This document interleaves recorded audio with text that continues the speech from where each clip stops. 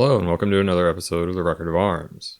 I'm your host Mark 7, and I'm glad you decided to spend some of your day today listening to me talk about military history. Today we're going to take a look at the German invasion of Poland in 1939. We're going to examine it using a study of the campaign published by the U.S. Army in 1956. This will give us a perspective on the campaign as it was seen by post-war American military establishment. By noting the aspects of the invasion that are given prominence in this account, we can get an idea of how the experience of the Second World War and the more recent Korean conflict shaped military thinking that formed the foundations of the operational technique and doctrine of Cold War American military. My source for this one will be this study, titled The German Campaign in Poland, 1939, by Robert M. Kennedy, a U.S. Army infantry major. This was published as part of a Department of the Army pamphlet series, of which it was number 20-225. So with that being said, let's begin in Eastern Europe in 1939, and start by looking at what kind of state Hitler was targeting in this latest phase of his eastward strategy. Up until the end of the First World War, the Polish nation was submerged and its territories divided between the Prussian, Russian, and Austrian empires. This state of affairs had held ever since the fall of the once mighty Kingdom of Poland at the end of the 18th century. During the First World War, the Germans and Austrians drove the Russians out of historical Polish territory. The country was put under military administration, but this was exercised through a puppet Polish government that paid lip service to nationalist aspirations. This political situation was not unique to Poland. The large swathe of ex-Russian territory in Eastern Europe that the Central Powers had occupied was administered by military governments, assisted by puppets or fronts of this kind. As the defeat of the Central Powers became more and more likely, the nationalists made their move. The new Republic of Poland was proclaimed on the 3rd of November 1918. Executive power was invested in organs created as part of the puppet republic. Though this Regency Council, as it was called, had little real power, it served to confer legitimacy. The council met and summoned Joseph Pilsudski, a nationalist military hero, and invested him with the powers of a military dictator. Pilsudski invited exiled Polish political leaders to return and form a more permanent and legitimate government, which was manifested not long after, when the first coalition government was formed under Paderewski on the 17th of January 1919. Once the German occupation army was withdrawn, this parliamentary regime would continue to govern the new Polish national state through the interwar period. In reality, a disproportionate amount of real power lay in the hands of the executive, making the reality of Polish government closer to autocracy than to genuine representative government. Concerned about the stability of his essentially authoritarian regime after his death, Pilsudski saw to it that a constitution was put in place in April 1935, just a short time before his death in May. The new state inherited a land that had been a major battlefield in the campaigns between the Russians and the Central Powers, and then subjected to years of exploitative occupation by foreign armies. Its infrastructure and economy were in a shambles, and the task of reconstruction looked to be a long and difficult one. The frontier with Germany in the west had no natural defenses. The Poles did receive an outlet to the sea and the territorial allocations that came with the establishment of the new Eastern European order. This was provided by the small port of Gdynia, just north of Danzig. Access to this enclave on the Baltic coast was provided by the inclusion of a stretch of historically German territory running northwards from the northwestern portions of the new republic. This was the so-called Polish Corridor, and was populated mainly by ethnic Germans, and divided the important province of East Prussia from the rest of Germany. The corridor was a source of intense resentment to the Germans, especially to German nationalists. It greatly disrupted the normal operation of the German economy, as well as complicating the problems of defense. A further source of antagonism concerned the port city of Danzig, or Gdansk as it was called in Polish. In the immediate post-World War I years, the Poles had pressed their advantage here diplomatically and secured extensive rights to the harbor and port facilities, as well as a degree of dominance over the administration of the city itself. The city, which was populated for the most part by Germans, was alienated from Germany, internationalized, and designated a free city under the control of a commission appointed by the League of Nations, somewhat in the manner of the city of Tangier on the North African coast. The dominance of Polish influence in the city meant that, for many purposes, the city was part of the Polish domain. The Polish strategic situation towards the west was thus made difficult by the open frontier, and the ease with which the relatively narrow corridor could be cut by German forces moving not only from the west, but also from East Prussia. A second German frontier around this isolated province, which could be loaded up with troops by sea in advance of an aggressive move, complicated the problem, as did the presence of the Red Army on the eastern frontier. There was no love lost between the Russians and the Poles. The two new states had been engaged in an extensive and bloody struggle in the early 1920s, as the Russians attempted to assert their control over these once subject provinces. The success of the Poles in pushing the Russians back had defined their eastern frontier, and a similar success by the Latvians in likewise repulsing the Soviets in 1921 did so for the northern border.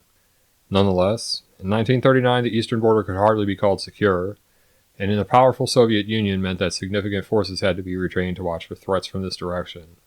The non-aggression pact between Stalin and Hitler, as well as the considerable interwar cooperation between the dictators in Eastern Europe, made this threat all the more grave. The presence of a hostile Germany on the west and a hostile Soviet Union in the east meant that the Poles would sooner or later have to face the threat of invasion by one or both. In the late 1920s, early 1930s, however, both of these potential enemies were in a weakened condition. After Hitler's rise to power, he concluded a 10-year non-aggression pact with the Poles. This was signed on January 24, 1934. Though Hitler professed to have no designs on the Poles, with whom the Germans had had bad relations during the Weimar years, the move was a cynical one designed to protect the German eastern flank while the Germans consolidated their power in other areas. The German rearmament program was just then beginning, and a war against Poland at this early date would have been a very risky endeavor. The temporary weakness of the Germans gave the Poles a vital breathing space. By 1939, the Polish Republic had a population of more than 34 million, and though most of these people were working on the land, the country had a considerable industrial potential, and was using this to gradually upgrade and modernize her forces. Products of this program were in the first rank of the weapons of their kind elsewhere in Europe.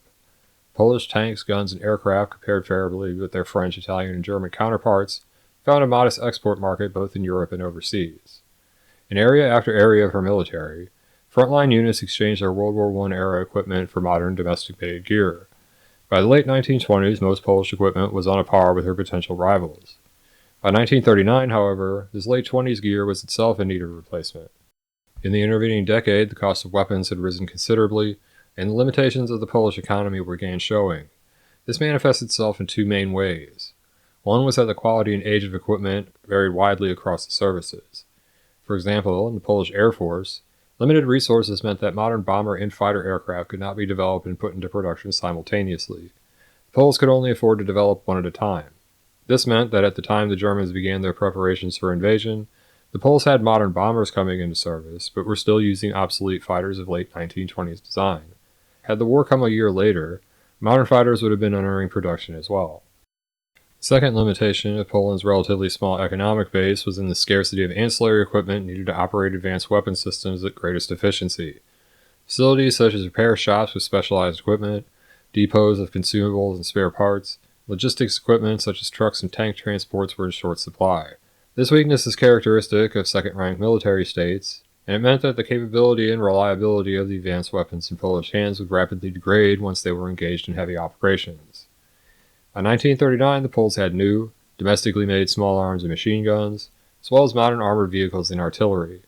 Much of the equipment that this new production had replaced in Polish service had already found its way onto the battlefield against the Germans and their allies in Spain. The Poles were one of the early suppliers of weapons to the Republican side in the Civil War there, and they sent thousands of their older small arms to the forces fighting there, as well as a batch of 32 Renault FT-type tanks. The main tank in Polish service in 1939 was the 7TP. This was a development of the influential British interwar design Vickers 6-ton tank. The 7TP was similar to the contemporary Soviet T-26 tank, which was also a development of the same basic Vickers design. Like the Vickers and the T-26, it was produced in two main varieties. One equipped with two side-by-side turrets mounting machine guns, in this case 7.65mm CKM WZ-30 weapons, the designation being a Polish acronym meaning Heavy Machine Gun 1930 model. The gun was one of the new Polish weapons built by the Państwowa Fabryka Karabinu, or the State Rifle Factory in Warsaw. The other version of the 7TP had a single turret mounting a 37mm Bofors anti-tank gun built in Poland under license. This armament and its relatively thick armor for an interwar tank, 17mm, made it more formidable than the lighter tanks fielded by the Germans, but at a disadvantage against their medium designs. 7TP was also one of the first tanks to be built using a diesel engine. This kind of power plant had an advantage over the petrol-burning engines of other tanks in that diesel fuel was much less likely to catch fire as a result of battle damage. 7TP had a crew of 3 and weighed in at just under 10 tons. On a road surface, it was capable of a little over 20 miles per hour, or about 37 kph. Approximately 140 of these were built by the beginning of hostilities, all but 24 of which were the cannon-armed version. Polish artillery was composed mainly of older but reliable First World War vintage French cannon, such as the Schneider M1913 105mm model and the M1987 75mm field gun. More modern weapons were limited to more specialized weapons, such as the above-mentioned Bofors 37mm anti-tank gun and another Bofors design, 40mm anti-aircraft gun. Polish bombers, as we've noted, were modern and up-to-date machines comparable in most respects to those fielded by the Germans, though were present in smaller numbers. Two principal types in use for both products of the state-run firm PZL. First, the PZL-37, known as the LOS, was a streamlined twin-engine monoplane design capable of a speed better than 250 miles an hour, or 400 kph, and with a range of more than 1,600 miles, or 2,600 kilometers. It was manned by a crew of 4 and carried a defensive armament of 3 7.92mm machine guns. Its normal bomb load could be as high as 6,000 pounds, or 2,600 kilograms, and the normal loadout consisted of 20 110-kilogram bombs. When operating from unprepared fields, however, this would be reduced by half. The PZL-23, known as the Karas, was a light bomber that served alongside the LOS. It was a single-engine design with a large 9-cylinder radial engine developing 570 horsepower. It could reach just under 200 miles per hour, about 320 kph, and had a range of 780 miles, or a little bit more than 1,250 kilometers. The bomber's two-man crew sat in tandem and were armed with 3 machine guns. These were Vickers K-type guns firing 7.7mm ammunition. One was fixed forward, and the other 2 were flexibly mounted in the rear cockpit and in a ventral position firing through the floor. The Karas could carry as much as 1,500 pounds, or 700 kilograms of bombs strapped under the fuselage and wings. The Karas, with its fixed spatted undercarriage, closely resembled the German Ju-87 Stuka dive bomber when seen from any angle that concealed the radial engine. This led to a number of friendly fire incidents which resulted in a revision of Luftwaffe markings early in the campaign. Polish fighters, as mentioned, were a generation behind the bombers which served alongside them, and behind the German fighters that they would be pitted against. Polish fighters in 1939 consisted of a number of different models of the same series, built by the same state-run PZL firm. These are relatively streamlined monoplane fighters with gulled wings mounted high on the fuselage, open cockpit, and a fixed undercarriage. They were typical of the transitional designs of the last years of the 20s, midway between the slow but agile biplanes and the fast but less nimble monoplanes that would follow. The chief model in use was the P-11C. This was the latest incarnation of a design that had begun as the P-1. The aircraft had been gradually upgraded with minor refinements since its introduction in 1929 until this model was produced and put into service in 1934. Some were built for export to the air services of a few southern and eastern European countries, and these were designated P-24s. The fighter used a 650 horsepower Bristol Mercury radial engine built under license, the Polish division of the Skoda Works, the Warsaw plant of which was nationalized in 1936, and also became a part of PZL. The fighter could reach a speed of about 240 miles per hour, or about 400 kph, and it was armed with a pair of rifle-caliber machine guns. The Poles had about 300 P-11Cs on hand in 1939, along with a small number of previous iterations of the design, such as the P-7, serving alongside. So now let's look at the German situation. The terms of the Versailles Treaty were an attempt to prevent the German military from acquiring or developing capabilities that might render it capable of aggression again. It was to be limited in a very small field army, and limited in terms of policy and equipment from developing into an organization capable of much more than internal security and limited defensive action. Some of the more well-known restrictions, such as the limitation of its size to 100,000 men and 4,000 officers, or the prohibition of conscription, had obvious effects in terms of the combatability of the army or the development of a reserve of any size. The equipment the Germans were allowed to develop and operate was also drastically limited, and in a way that was calculated to make her forces fatally handicapped against those of her neighbors. Among other prohibitions, the Germans were not allowed submarines, combat aircraft or tanks, and even the caliber of her field artillery was capped at 105 millimeters. Under these limitations, the military of the Weimar Republic, known as the Reichswehr, or Homeland Defense Force, was formally incorporated by the Defense Law of March 1921. This consisted of 2 services only, the Reichsheer, or Army, and the Navy, the Reichsmarine. The land service was much larger of the two, and much more important organizationally than the tiny Navy. The units of the Reichswehr took over the unit traditions of analogous units from the old Imperial Army. For example, the new Army's 1st Infantry adopted the battle flags and traditional identity of the old 43rd Infantry, which included the regiment's custom of having a regimental band's bass drum towed in military parades on a cart pulled by a Saint Bernard. This was a regimental tradition that had originated with the 43rd's capture of a similar dog-drawn drum cart from the Austrians at the Battle of Königgrätz, also known as the Battle of Sadowa, during the Austro-Prussian War in 1866. Practices such as these provided a degree of organizational continuity with the best and most easily romanticized parts of the old Imperial Army. This greatly assisted the development of a strong esprit de corps in the new force. Morale was also bolstered by the practice of local recruitment, which meant that men were generally stationed in their home areas. Another important thing to note about the Reichswehr, which would greatly influence the nature of its successor, the Wehrmacht, was the age profile of its men. Though an abundance of veteran officers with abundant battle experience was available in the country, the emphasis was placed on the recruitment of a younger generation of new men. Thus, the new army was composed of a higher proportion of young soldiers, especially of young officers, than those of the other big European powers. Discipline and conduct of the Reichswehr's men were significantly good to by and large win the respect of most of the contemporary German population. The number of major tactical units in the Reichsheer was established at 7 infantry divisions of modest size and 3 cavalry divisions. A Reichsheer infantry division had a normal strength of 12,000 men. It was organized into 3 infantry regiments, a light artillery regiment, and small reconnaissance and service units. The cavalry divisions were established at 5,300 men, organized into 6 small regiments and an artillery battalion. Created alongside the infantry divisions were military administrative entities known as Wehrkreise.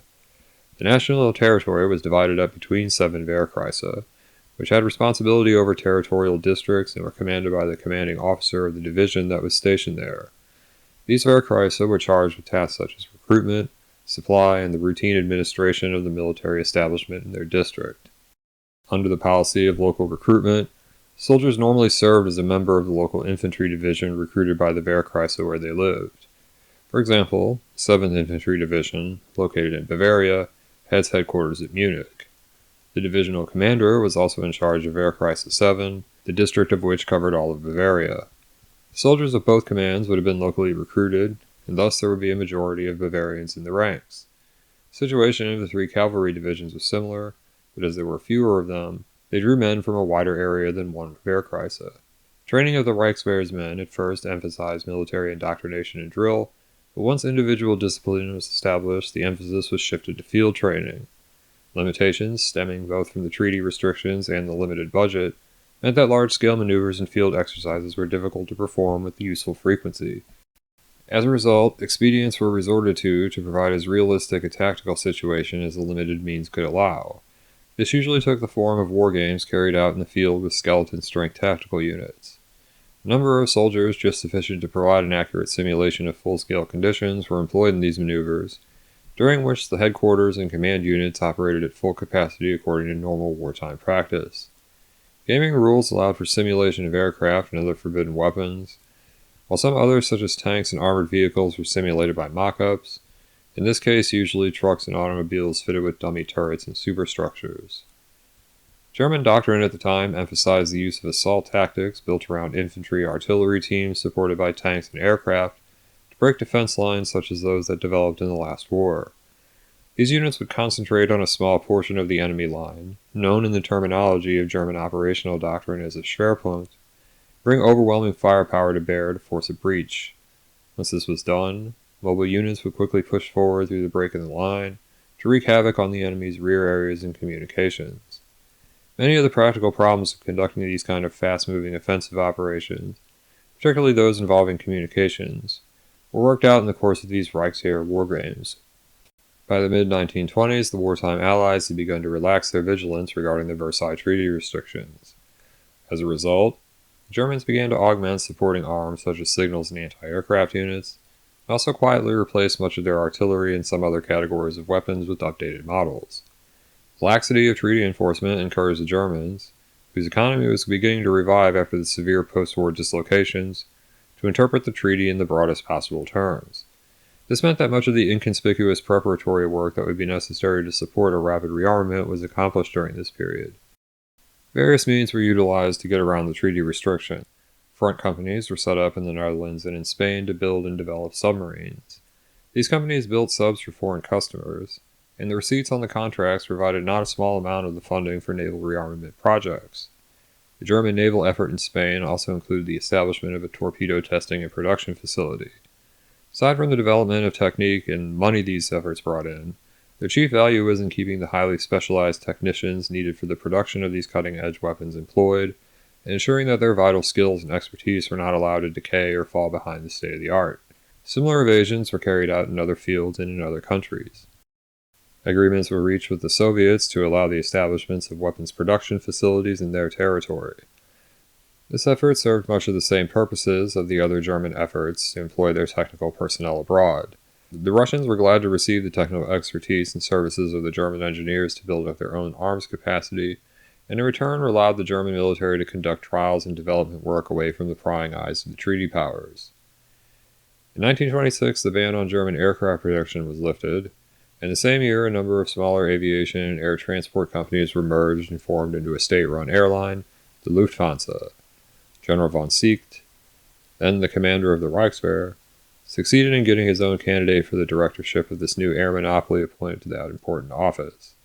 From its inception, then, the Lufthansa was to a large extent controlled, and its development directed by, the military. The experience of this airline led to a rapid evolution of German flying technique, especially in such areas as flight and navigation at night or in bad weather. This proficiency would be very easily transferred to the new German Air Force when the time would come for this to be officially established. The Soviet connection in these years was also of early benefit to the future Luftwaffe. Its two installations were set up in Russian territory, one in the Caucasus and one near Moscow. The first covert training of combat pilots was undertaken here. Much of the early doctrinal development that would lay the basis for this side of German air power was worked out by the flyers of the still-secret proto-Luftwaffe in the skies above Stalin's Russia. These men, once returned to Germany, would serve in other capacities while the air service was still underground. The German aviation manufacturing industry was also rapidly expanding with state aid. By 1933, Mr. Schmidt was producing light civil aircraft in quantity, Heinkel was operating a large facility at Warnemünde, Junkers was building one of the largest aircraft plants in Europe at Dessau, Focke-Wulf was established and expanding at Bremen, and Dornier was producing successful commercial designs, including the widely produced D.O. Wall series of flying boats, in quantity from production facilities abroad. In January 1933, Hitler came to power, being appointed to the post of Chancellor by the last President of the Republic, Hindenburg. That March, the subservient Reichstag voted itself out of history by passing the Enabling Act, giving wide dictatorial powers to Hitler's National Socialist government. The new leadership needed a large and well-equipped military to carry out its plans of national aggrandizement, and it was willing to gamble that the Versailles powers would not take strong measures to curb a graduated abandonment treaty provisions. All possible clandestine preparations were now fully supported by the state with the aim of open rearmament in the near future.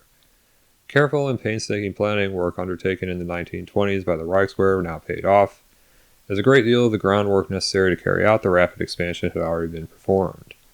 Such things as the actual form of the expansion of the services, determination of equipment needs and tactical doctrine, etc., were available to be put into operation once conditions changed so as to allow it. An initial goal for an expanded army of 300,000 well-equipped troops was set to be accomplished by 1937. Other policy changes signaled the intention of the new regime to take an independent path in foreign affairs. In the first year of his rule, Hitler withdrew from the military cooperation agreements with the Soviets, and also from the League of Nations. Minor violations of the Versailles Treaty were already being committed, and the lack of response from these moves led the dictator to push the target date for the planned military expansion ahead from 1937 to autumn 1934. The death of Hindenburg, who had been retained in his now superfluous post out of respect for him as a great national figure, brought about a crucial change in the German military command structure. As President of the Republic, the old general had been Commander-in-Chief of the Reichsheer. After his death in 1934, the office of President was formally abolished, and its powers added to that of the Chancellor, making Hitler Chief of State and Commander-in-Chief of the Reichswehr. The expansion program progressed rapidly, and though the goal of an army of 300,000 by the fall of 1934 was not reached, 240,000 men were under arms by the end of that year. By the middle of the 1930s, Germany was rebounding strongly from her post-war prostration, with a population of 70 million, and was once again one of the leading industrial powers in the world. New defense laws had changed the structure of her military establishment. This was now known as the Wehrmacht. It was composed of 3 services: the old Reichsheer, now simply the Heer, the Reichsmarine, now called the Kriegsmarine, and the new Air Force, already of considerable strength once it was openly acknowledged, known as the Luftwaffe. By 1937, more than 500,000 men were under arms. Rapid military expansion continued throughout the next year. Plans called for production goals that exceeded the capacity of the expanding war industries, and work on building the new and powerful navy envisioned Hitler's plans had to be restricted to allow for the rapid growth of the army and air forces. By 1939, the Germans had in service, or were introducing into service, a series of modern war machines that were in most cases equal, if not superior, to anything in the hands of any other nation's military. In addition to modern, lightweight, and reliable small arms and machine guns, her infantry was equipped with up-to-date support weapons such as field and anti-tank guns as well as mortars. A good deal of the new Wehrmacht, although not the majority, is mechanized, and the Germans were producing high-quality armored cars and reconnaissance vehicles as well as large numbers of trucks and other transport. They were making tanks in large numbers. In 1939, most of these were light tanks, Panzer Is or IIs. These small vehicles had relatively thin armor that was easily penetrated by anything above the caliber of a heavy machine gun or light automatic cannon. Panzer I was a 5.5-ton machine armed with a pair of 7.92mm MG-13 machine guns and a low silhouette turret. Even with armor-piercing ammunition, it was incapable of engaging cannon-armed fighting vehicles with a reasonable expectation of survival. Panzer II was larger, a 9-ton machine crewed by 3 men. It was thinly armored like the Panzer I, and unable to stand up to any but the lightest cannon fire. It was considerably better armed, however, carrying a 20mm KWK-30 automatic cannon as well as a 7.92mm MG-34 machine gun, side-by-side mounts in a turret. Both of these light tanks were reasonably fast and had good cross-country performance. Panzer I had never been intended as a combat machine, but as a vehicle for advanced panzer crew training. Panzer II was a good scouting and reconnaissance machine, able to provide significant fire support to highly mobile units operating on missions away from the main body. The Germans also had in service a pair of medium tanks that were intended to provide the real armored fist of our new mechanized army. These were the Panzers III and IV. The Panzer III was a real medium tank, intended to fight other armored vehicles and provide fire support to other German units.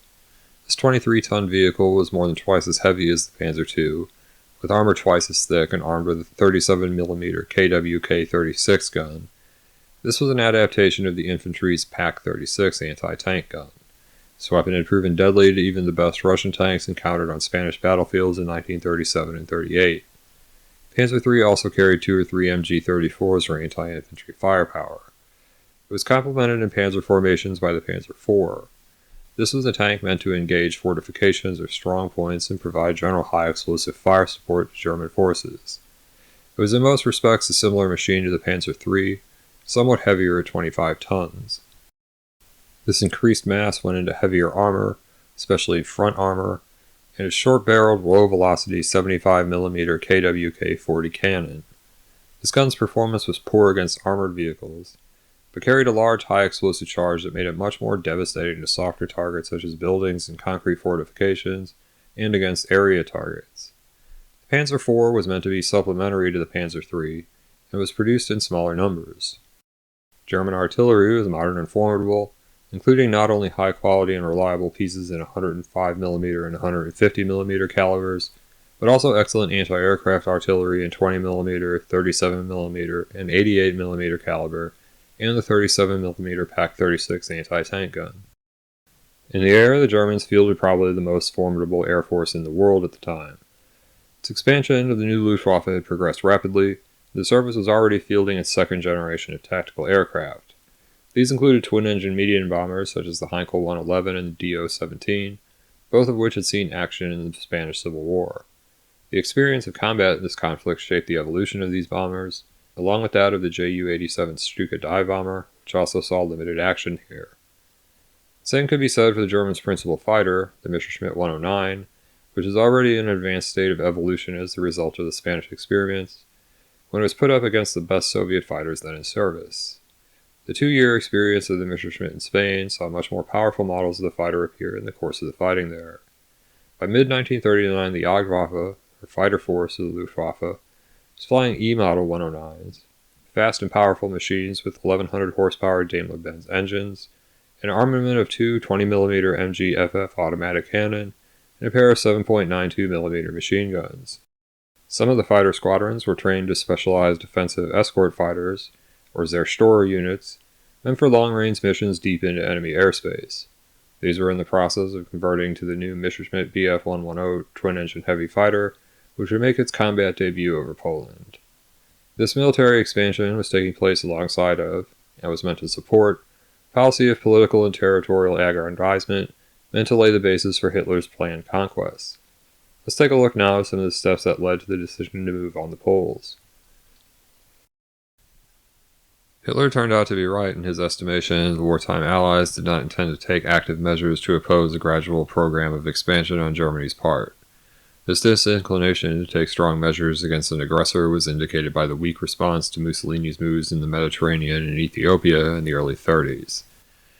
Though this military expansion program was still at an early stage, Hitler gambled on a series of annexations, and by 1939 had reoccupied the parts of German territory demilitarized by the treaty, as well as taking over Austria and most recently Czechoslovakia.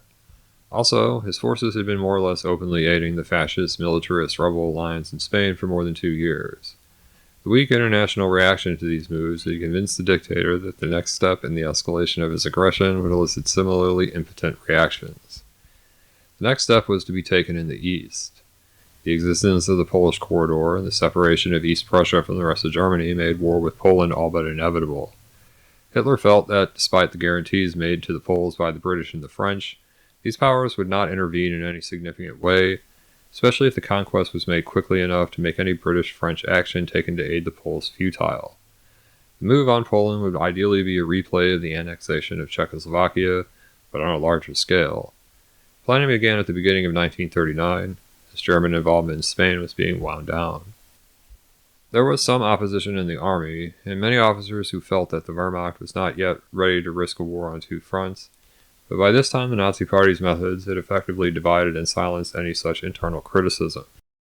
The preparations went forward, and the German propaganda machine began to target the Poles, focusing predictably upon stories of Polish mistreatment of Germans living in the territories of the corridor and in Danzig.